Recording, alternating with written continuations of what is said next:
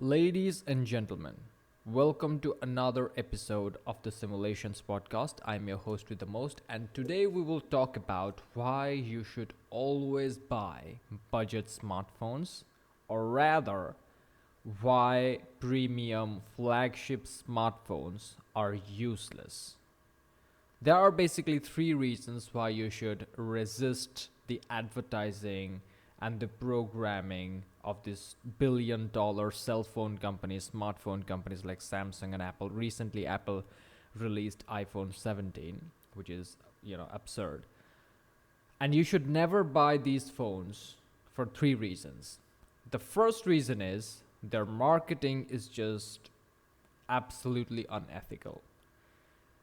A lot of people, and by a lot of people I mean a lot of the marketing experts in the industry, they say that these phones use FOMO techniques. They highlight the features, they highlight the benefits, they show the model advertising the phone having some emotional reaction, usually positive emotional reactions while using the phone. They give all these explanations, but in reality, what the advertising of these premium flagship products do is very unethical. What they do is they make you feel less than who you really are. They will make you feel worthless. They will make you feel like shit until you buy the phone, right? The way they portray it is that your value is nothing if you do not purchase this top of the line, overpriced, useless phone, and you will be contacting the same people, you will be using the same apps, but just because this phone will put you into credit card debt for the next 6 months or however long is your payment plan, your value and net worth will suddenly increase. That is the unethical part of the marketing that I don't like. I understand a little bit of FOMO. You can create a sense of urgency that okay, there is some value in this product that's other people are getting that you will be benefited from. That's fear of missing out, or FOMO. But what these flagship phone models do, particularly Apple, these motherfuckers are guilty of it, is that they make you feel worthless until you buy that thing. That's absolutely unethical. So that's the first reason why, just plain out of out of spite, out of anger, you should rebel against their advertising messages and resist purchasing these expensive, overpriced, useless phones, because you're gonna do the same fucking thing. That's the first point. The second point is the point of innovation is that you can get more with less or the same. That's an easy and effective way to measure growth in life as well. Like, let's say you are spending 1 hour to make $10 now. If you want to measure growth, you should spend same 1 hour but make $20. You know what I mean? So it's the same philosophy kind of applies to technology. Since the moment I started using smartphones, which is nearly 10 years at this point, I have always stuck to the same budget. And always, I have owned 4 smartphones till now. Usually they last from 3 to 4 years. 3 smartphones, I think. And 3 to 4 years is the duration. And each time I purchase them, I stick to those $200 limit, like less than $200. That's how costly my phone is to me. My current phone costs about $150 to $170, depending on which variant you order and which country you order it in. But I usually stick to that price limit, $150 to $200, every time I buy a new phone. And the reason is that's the point of innovation. And each time I purchased a new phone, I got a better processor, I got better memory, I got more storage, I got a better screen, better battery life, etc., etc. The point of innovation is not to spend more money into getting products that you don't really have a use for.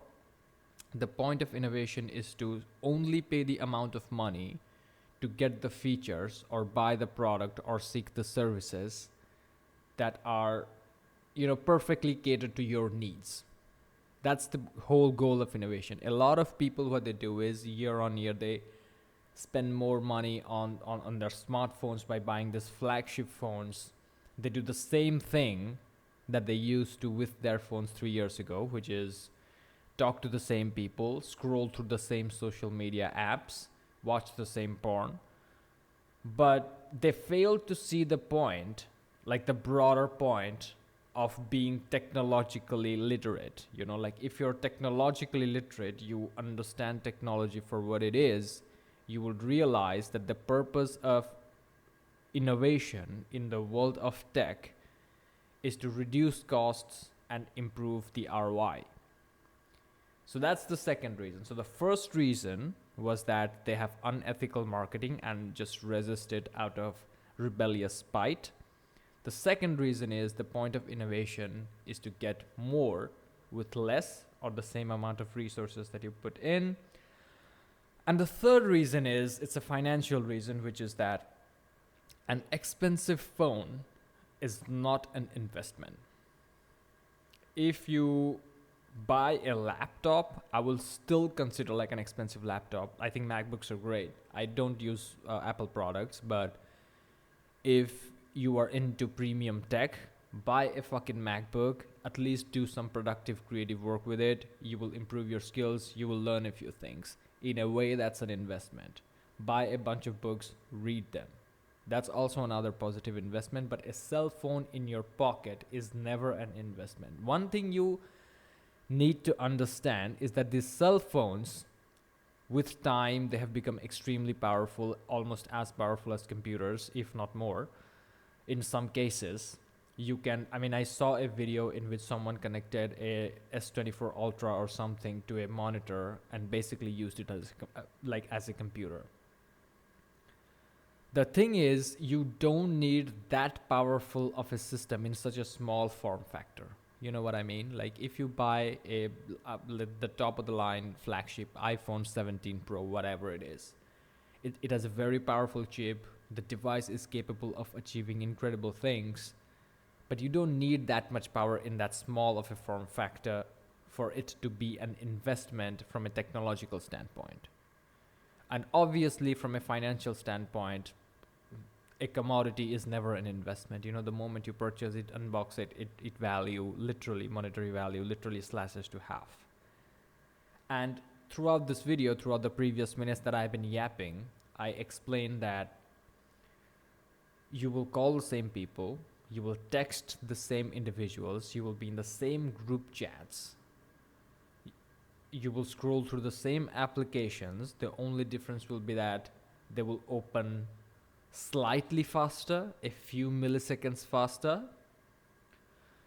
And if you genuinely cared about those milliseconds to save time, you probably wouldn't give a fuck about a smartphone.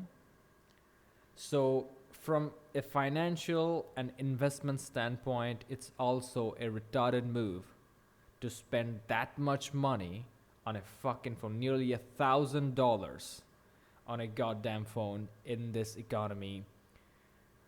Put it like in some kind of deposit, you will get some interest. I'm just spitballing here. Spend it on your family, buy everyone in your family some gifts, they will be happy. Buy your friends a round of beer, whatever it is. Travel to a fucking place, a nearby place, explore something.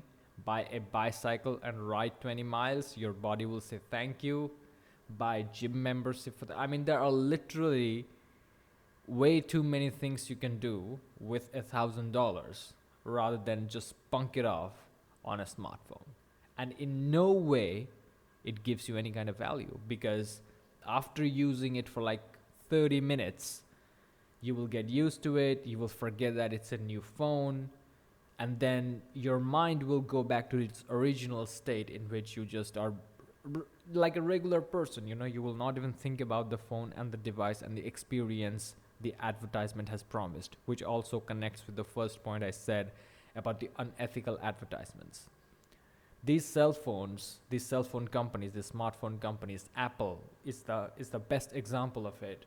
They have created an exclusive club, and the exclusive club features people who are dumb enough to overpay for smartphones, and that's basically is their whole marketing strategy. So anyway, these are the three reasons why you should never purchase premium flagship phones.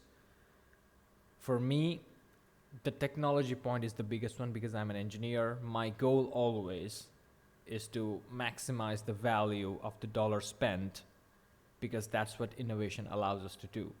Back in the day, people had to spend more resources to get a thing done, but now with innovation, as technology becomes more advanced, as tools and devices become more and more powerful, we don't have to spend that many resources. So I hope this video helps you make better decisions around technology and money into the future. And I'll be back next week with a new episode. Thank you for watching, like and subscribe, and I'll see you in the next one.